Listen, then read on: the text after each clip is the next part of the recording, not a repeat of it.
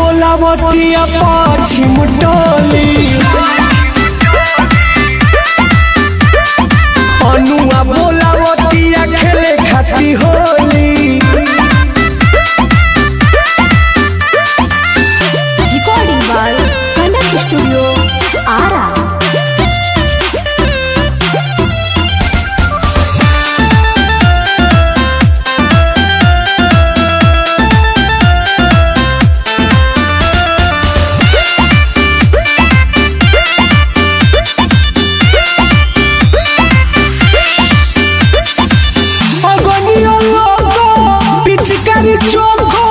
बढ़ी भइल तीन बीता लइके गुलालो चोली में डालो रंग बया के औरी पीछा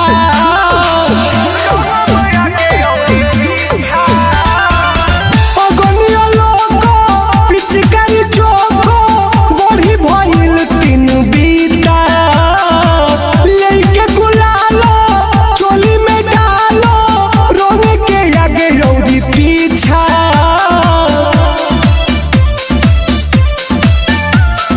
रंगी है संगीतावा के टुन टुन तो चोली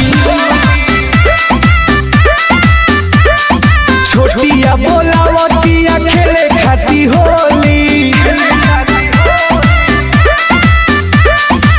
कोइले बिया फोन ना जाइबू तो बोली कोइले बिया फोन ना जाइबू तो बोली